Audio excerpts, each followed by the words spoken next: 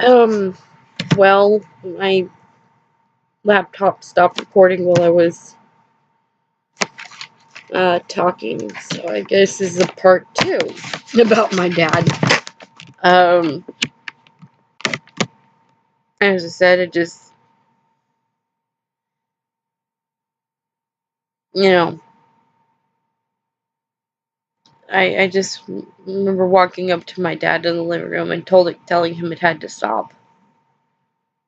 And telling him that if he broke anyone's bones or even so much as someone gets bruised, I'll call the cops. Um, I did that just to protect my family, protect my siblings, protect my mom. I know he never beat on my mom, but, he showed he was very capable of hurting us, so. And he had cornered my mom repeatedly before. Uh,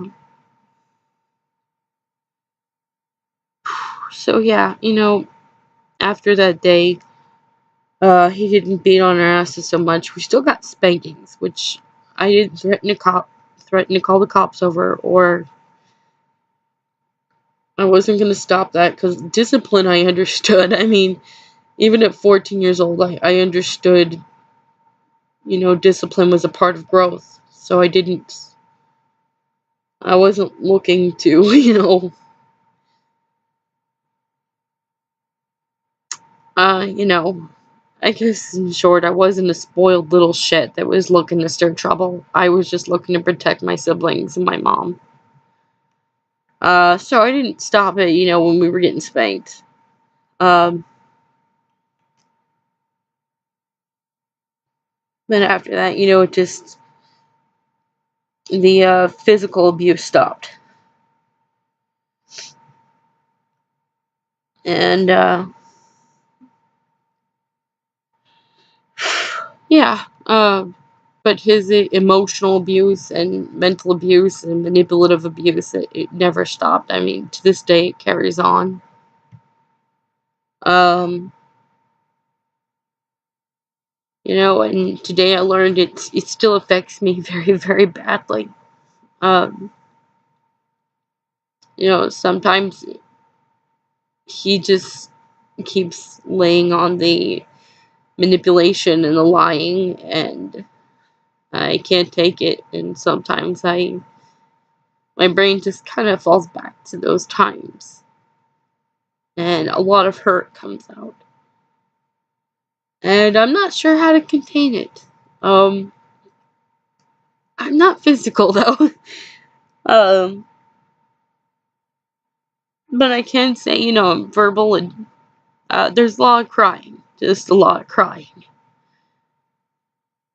and like any abuser, you don't want to get caught, so my dad just keeps trying to manipulate it more or get me to shut up somehow. Never can own up to it, and never just apologize or say he was wrong for what he did. Instead, he just keeps saying he doesn't remember doing that to us. And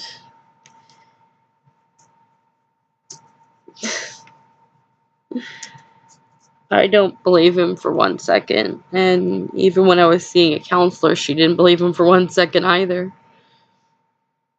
She said that's often what they do. They will say they don't remember, but they do. They remember everything.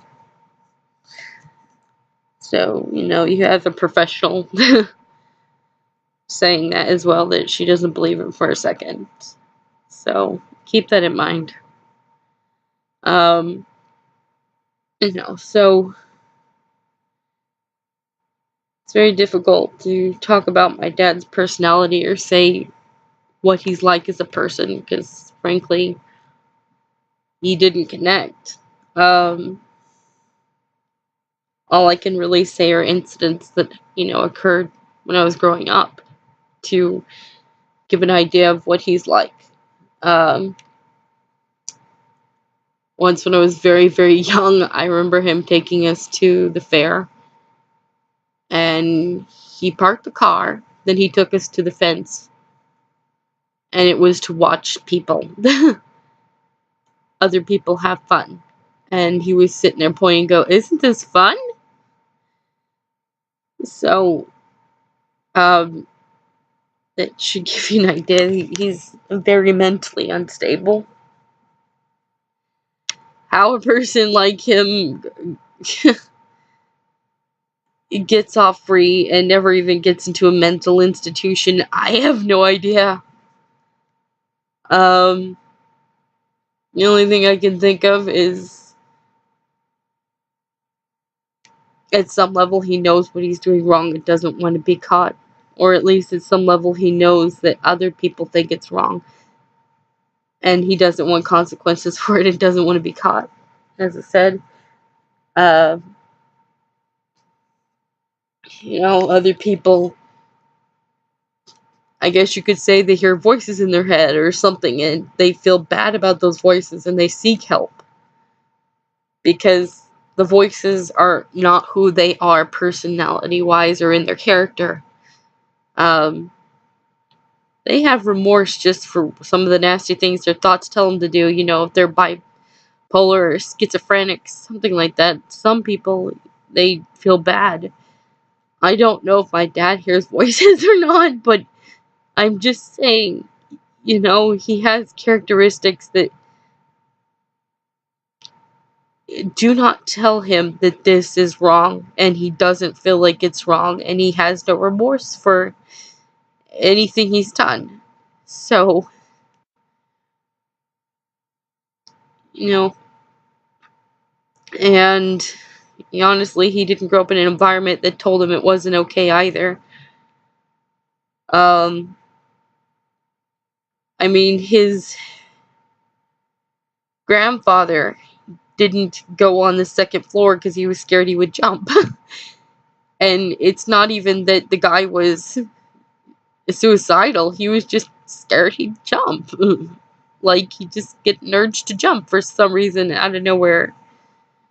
So there's clearly a lot of mental illness in a lot of the men in my dad's side of the family. Um, and his dad was an asshole. Um, and I would say he was abusive too. I'd rather not get into saying certain things that I think he was abusive about, because it's difficult to talk about. But clearly to my dad, he was definitely verbally abusive, emotionally abusive. I remember an incident where my dad told me that he had made his dad a toolbox in school, and it just seemed like my dad wanted his dad to be proud of him so badly. And his dad took the toolbox and threw it in the trash and said, "What do you expect me to do with this piece of shit?" So, that is how my dad's dad was. He was very messed up, and he definitely wasn't even kind to his grandchildren, so I can't even imagine to the full extent what he was like with his kids. I remember my grandma saying it was okay for us to jump on the bed, and, but my grandpa, was like he looked for every opportunity he could just to smack us or spank us. I remember him coming in the room when I was jumping on the bed. I was like 7 years old, I believe. And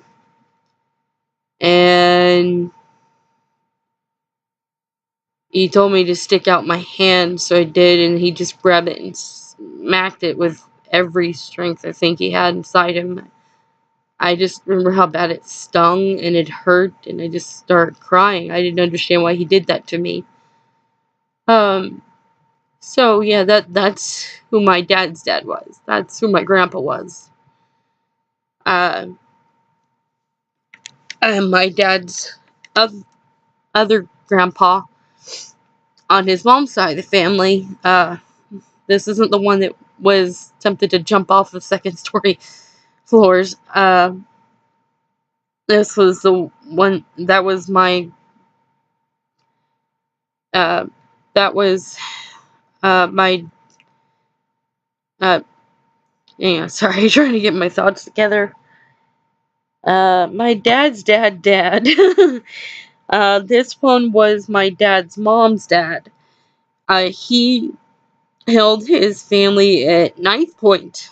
So, um, and no, he never got arrested for that. Nothing, no consequences ever happened.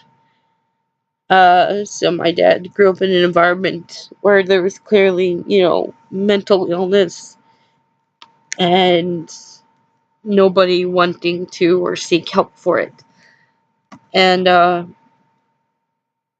it was in particular the men, though. There was one woman on my dad's mom's side of the family. I heard voices, but she didn't do anything harmful to anybody, and she sought help when this happened. From what I heard, not once but twice, and she sought help. The men, though, as you can tell, can be physically violent, aggressive, very angry. None of them seek help, and none of them have remorse. They think it's perfectly fine what they're doing. Um, there's the environment my dad grew up in, and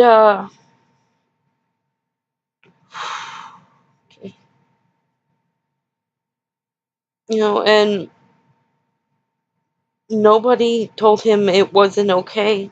And and I know this is gonna sound sick, but I'd say it was almost encouraged.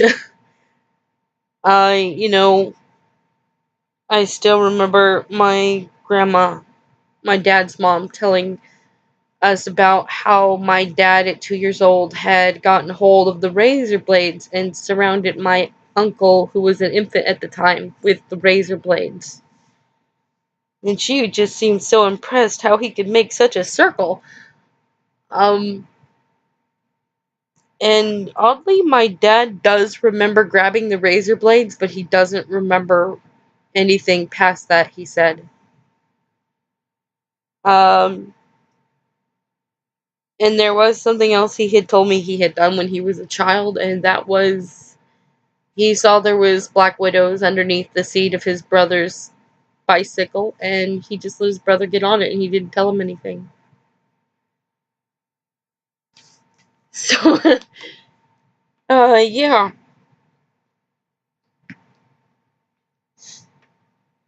I guess, back to the instance with my dad. So there you go. Now you know what kind of environment he grew up in, so you could guess he really thinks there's nothing wrong with what he's doing. Um, and he just acts like I'm being a spoiled, rotten little bitch when I say what's going on. Like I'm just supposed to keep it a secret like every other woman in the family did. Like I'm being a bitch and I'm humiliating him when I open up and I don't hide what he did to us anymore. And that hurts more because it's like you just want me to be a victim. You want me to be quiet. And if I open up, I'm no longer your victim. But you just want me to stay a victim and stay quiet and let you keep victimizing me. My head repeatedly going through this pain. Repeatedly going through the memories I can't forget. Repeatedly remembering what you did to my siblings. But if I open up, all of a sudden you're acting like you're the one being victimized and humiliated, though you're the one that victimized me and my siblings. And you don't even feel the slightest bit remorse to what you did to your own children to at least apologize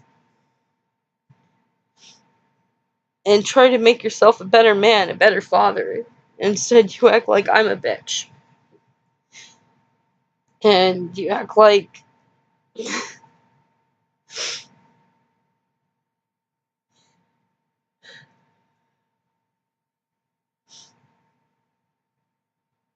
I'm sorry. Trying to get my head together again. Sorry.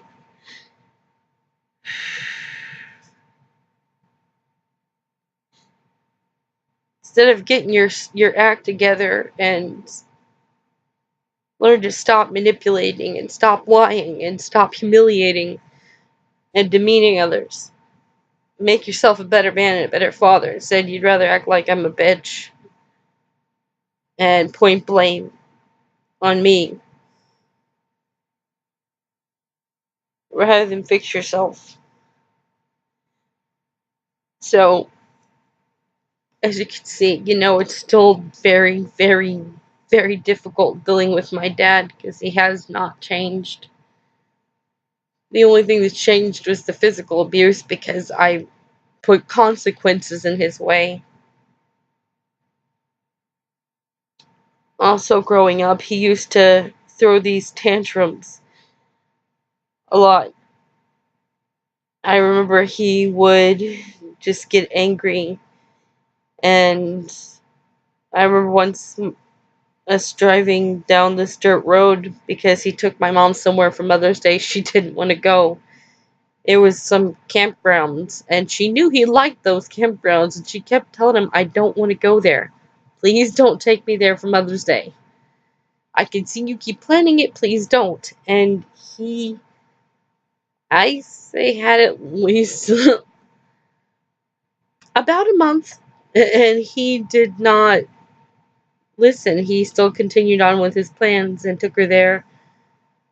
And I remember there's something strange about it when he's about to have a tantrum. I mean, it's like he goes emotionally blank and dead, and I don't know how to explain it, and his eyes start glassing over. Um, and then before you know it, this outburst of emotion just happens out of nowhere.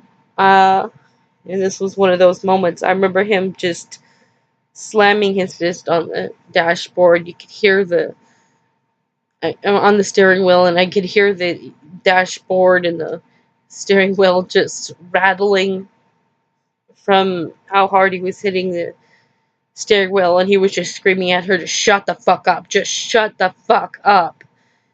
And I remember my mom huddling back in the back with us and telling us it's okay, kids, and trying to comfort us. These are very big reasons why I didn't notice some of my mom's manipulations growing up, because she took a lot of protecting us and a lot of comforting us. Um, Honestly, I think her brain plays tricks on her, and that's why she manipulates to begin with. Um, like when she lashed out at me, I think she just done convinced herself that her kids are going to leave her, so she's going to hurt them and separate from them before they can hurt her. I think that's a lot to do with why she lashed out at me. And even though I was still with her for God how many years just to try to prove I was loyal to her, only to realize I could help myself, I can't help her. She never saw. Uh, so it was reasons like that growing up. I did not see how badly her mind was injured and she needs help. Um, because often she was our comforter when my dad was um, being very scary. Uh, I remember another time and this was after I had threatened to call the cops. He still didn't stop throwing fits. He just stopped doing the physical abuse, but he didn't stop throwing fits to the point it was just scary. He didn't know what he was going to do. And it was very scary. I remember when we lived in this small house. I mean, it was tiny. Um, him cornering my mom in the bathroom, and he had her cornered. She wanted to leave, and he had the keys in his hand, and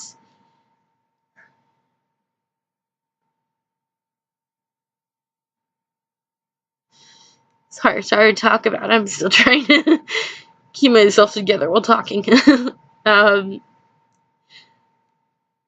you know, um, I just remember standing in between him and her, and I was so tired of him cornering her and hurting her the way he did. Even if it wasn't physical pain, he just had her trapped in there like she was some scared animal. And I remember just yelling at him, "You let my mom out! You let her out right now!" And I think I was 16. Yeah, I was 16 at the time, I believe. I remember just, I don't know where this courage came from, but I just reached over and I yanked the keys from his hand, and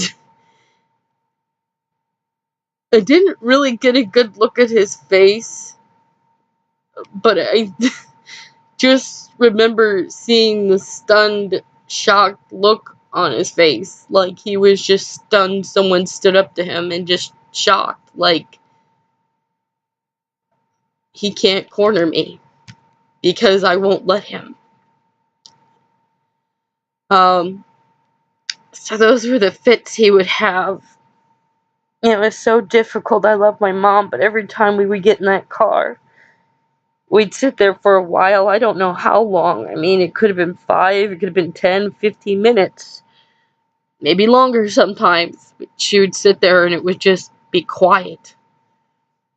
She was ready to leave, and it was like she was just debating in her head to not leave, and then we would all go back inside, and I hated it every time because I knew we were walking right back into the house of that asshole that was just an abuser that hurt my family, and I fucking hated it every time.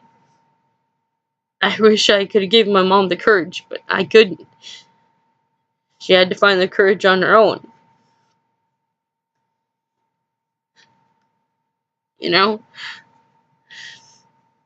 So this is a lot of the reason why I don't. I mean, why I do forgive my mom and why I love her still. Because I know she's gone through a lot of shit. And I know her head's messed up. And I'm sure she just had help. She'd be the wonderful person I know she is. Inside.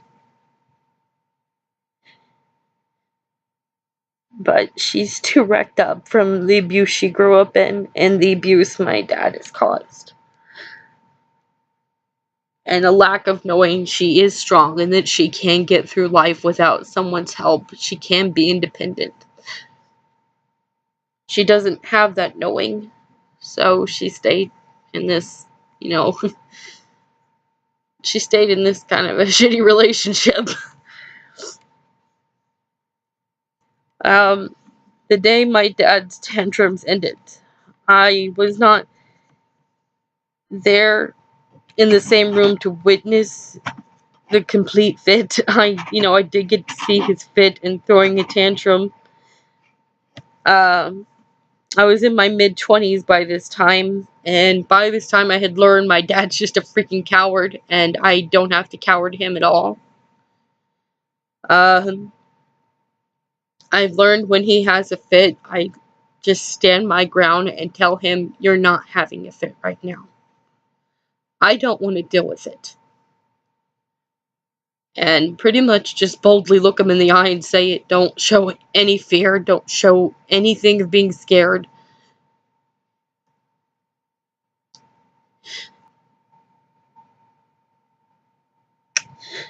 Sorry. It's still hard to keep my composure right now, and I'm really trying. Because I think it's really hard trying to show that bravery and show that I'm not scared, when inside mentally I don't know what he's capable of. But staying strong and showing that boldness would keep him from having fits so much, and I just wanted my family safe. So I just kept doing it because I love them. And well, so the last one, I remember him having just. I was not in the room at the time, but I was told my mom clearly was having one of her frustrated moments with him, and apparently had thrown mashed potatoes at him. So I was not in the room to witness this. I am just giving the story I was told by my mom and uh, my baby sister and my baby brother, who was still talking to us at the time and still living with us. And that my dad had pulled out his gun and told my mom to shoot him. Except, not in a manner that was like depressed, but in a manner that was just one of his tantrums and throwing a fit, like, come on, just shoot me. Being just a complete ass and absolutely inappropriate and immature with a weapon. And we were still going to church at the time. And it was that day I realized I could not hide what he was doing at home anymore, and that threatening to call the cops wasn't going to be enough. So, next time we went to church, I opened up to the pastor's wife, or, uh, and some friends, and I was just done. If he was willing to take out a gun, I was scared. I was scared what he was willing to do next time. Was he going to hurt himself, or was he going to hurt someone else? So I was very scared. And if he did anything, I wanted the cops to know exactly who was responsible if something happened to us. So I was very scared. And ever since I opened up about that, he done stopped throwing his fits. He knew exactly what he was doing again. It was evident, he knew. And he had self-control. He just needed somebody to lay down some rules and some consequences. He's still very manipulative, though. And he still slightly tries to throw a tantrum, but definitely does not reach to the altitude he did before.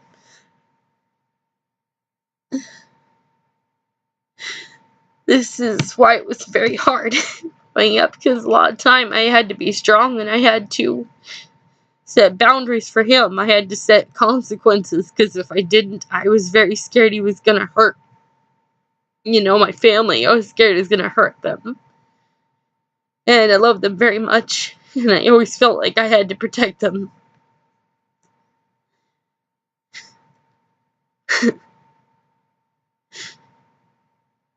Yeah, so, that's what it was like growing up with my dad. And time to time, the emotions are still very, very raw, and they hurt, like today, and they're very hard to deal with.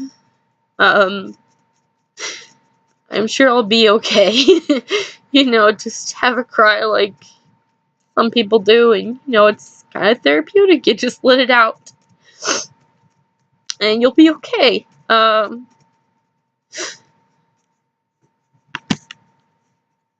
It's just very, very hard to deal with, because,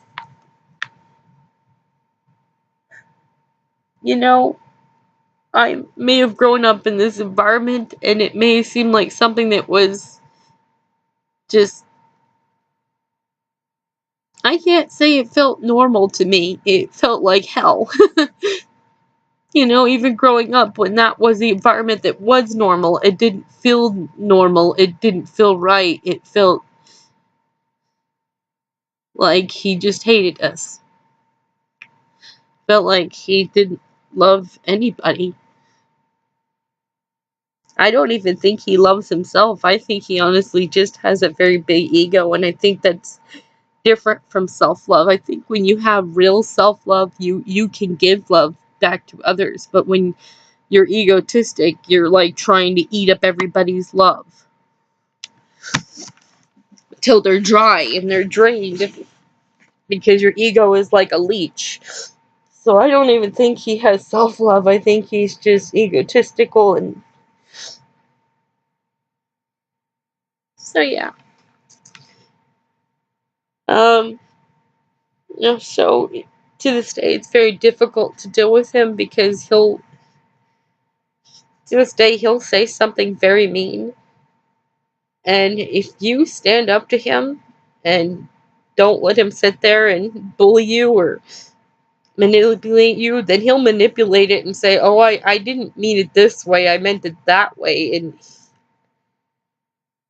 if you're alone with him and he says something nasty to you, he will completely change his whole story. He's done this with me, he's done this with my siblings, he's done this with my mom. Um, and the only reason he's caught is sometimes we overhear him, or he's overheard. Um, but he'll completely lie and manipulate it and try to make it sound like he's innocent or make it sound like you misunderstood him in some way. And so, it's very difficult living around that because I don't feel he's changed. I honestly feel like he's kind of a psychopath, but he's a psychopath that also knows that how far to go because he knows the cops will be called if, he goes too far. Um, so I think he goes just far enough to mentally hurt you and mentally make you afraid of him and make you question yourself. Um, but he won't go further than that because he's not stupid. He'll go further if you let him, because if you keep sitting there being a victim, then he'll go further. Like he did when I was a kid, and the way he would beat our asses. He didn't stop until I threatened to call the cops. He went further because he was allowed to go further and no one was going to stop him. He continued his fits until I drew a line and said it was enough. And made sure that they knew if something happened to us, call the cops, it was my dad.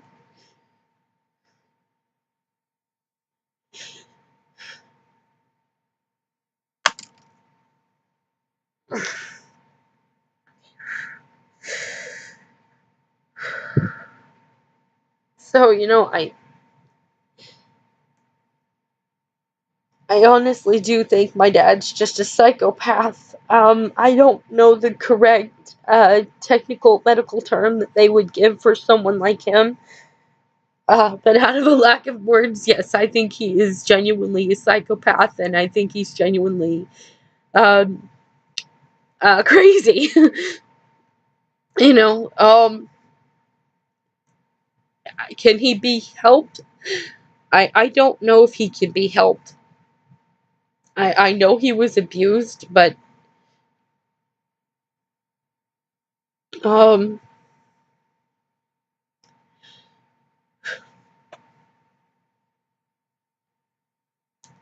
it's just very confusing because I've seen people, they've gone through abuse and they'll stand up and they'll try to overcome what they've gone through and make this world a better place.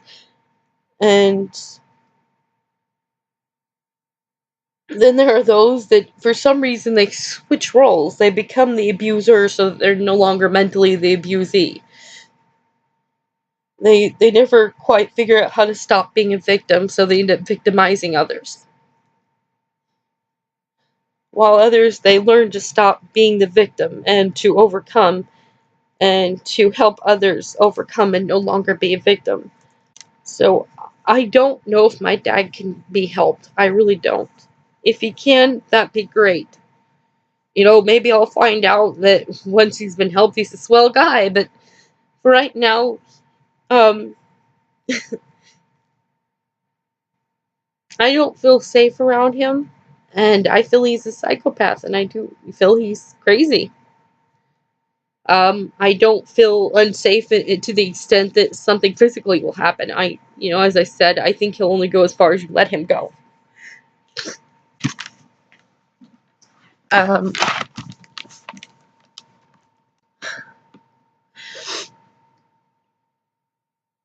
and there's nothing I could do to stop him about being manipulative or emotionally abusive or verbally abusive or demeaning. So that, I'm just stuck with because there's no consequences. You could set line for that. Um, Cops can't come over that. And he can't be arrested for that. But the fits he was throwing in the other shit he did, yeah, he definitely could. So, I think he's a psychopath and I think he's crazy, but I think he only goes as far as you allow him to go. And um, I wouldn't desire anybody to hate him. Um, I just wish he could get real, true mental help, some medical attention, because clearly he needs help. Um, and just growing up in that environment with him, though, it is really hard. And to this day, right now, it's. I think most time I can be okay, but today, right now, because he's been really nasty for quite a while lately. So, it's emotionally just getting to me, and today I just could not hold back the tears. It was very difficult dealing with. Um, I guess that's all I really had to say about my dad and explaining what that was like growing up with him and, what kind of person I think he is. Um, and if anybody else has gone through this, I'm sorry. I am truly sorry. And I know how you feel. I know how much it hurts. So don't feel alone. Um, but don't take this the wrong way when I say seek, some mental help. Because I'm not calling you crazy. um, but as you can see, it is emotionally hurt me, and mentally hurt me to the point that I can still cry about it. Um, but even I had a counselor, so I did have help, and I can say it helped me through a lot of challenges I need to overcome, like learning to allow myself to be open to trusting men. I can't say a lot of men were not assholes, but it still didn't mean that I didn't have something to work on, and that was it. And I did, and now I have the most sweetest, amazing boyfriend I could have ever dreamt to have. I mean, he's amazing. I love him. Um, and there's just things you grow up with that you don't know are okay that you did sometimes because they obsessed with making sure that you knew it was wrong. Like, as much as my dad wanted the house clean, even when it was clean, I mean, he'd spank you anyhow, so you might obsess and think that you always have a dirty house just because you left one dish in the sink. And so you may not know that that's perfectly okay to have one dish in the sink. You can relax a little bit, be a little hippie, it's fine. That's the only reason I would encourage to please go, seek out some mental help. There's nothing wrong with you. You're not crazy, but it will help you emotionally and help you balance out a little more and help you through some issues or self blame that you might be going through. Or self inner punishment, self inner emotional punishment that you don't deserve to give yourself. You deserve some self love. So that's the only reason I would, yes, encourage, please go seek mental help. You know, like a counselor, a psychologist, or psychiatrist, because it can help, and it can help bring some balance to your life and help you through a lot more and help you not be so anxious or have anxiety and whatever else are the symptoms of whatever you went through. Um, so, you know, don't take it the wrong way when I say please go seek some mental help. Because I'm not calling you crazy. I'm just saying I know what that pain is like to go through that. And that having a counselor really helped me through a lot. It's not going to take away the memories. It's not going to make you stop hurting. That does hurt. But it will give you better balance as to how to handle what you went through. Um, and it really helps. I mean, I can say personally it's helped me. So I very much encourage it just because I know how much it helps.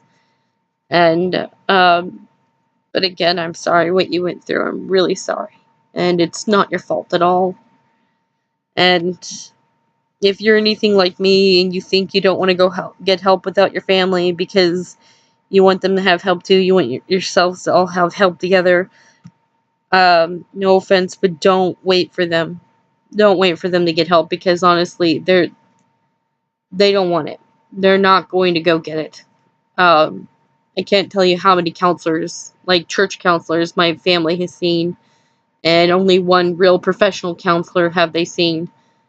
And it never worked. It never worked.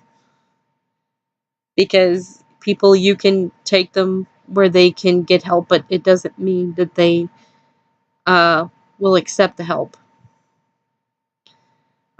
So don't wait for them because you deserve better, you deserve help, and you deserve a better life. You shouldn't have to wait on them to be ready because some alcoholics are never going to be ready. Some drug addicts are never going to be ready. Some gamblers are never going to be ready. Some video game addicts or TV addicts are never going to be ready. You know, I have a lot of family. A lot of them need help. And none of them have ever been ready. I had to learn to be ready for myself and ready to take care of myself and ready to have self-love for myself and help for myself. And I can say it's very worth it and it helps so much. So don't be waiting for someone else to be ready. Just think about yourself for a moment and love yourself for a moment and do something for yourself for a moment. Um, Some might say be a little selfish for a moment. I don't think it's selfish though. If you're doing this for yourself and you need it and it's healthy and good for you, I don't think it's selfish. But yeah, you know, just as they say, you know, figure of speech, be selfish for a moment. Think about yourself. Um, that's probably the only advice I can give right now. And this was really hard talking about this in this video.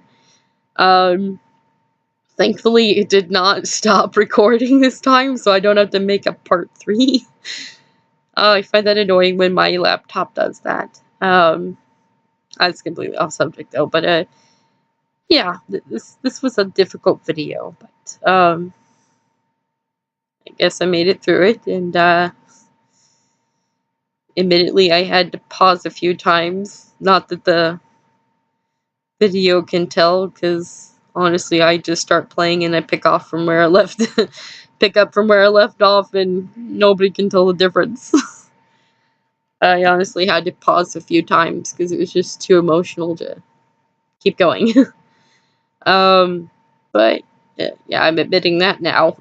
So yes, I'm done now, and you have a good morning, or good afternoon, or good evening, and very much blessings. Goodbye now.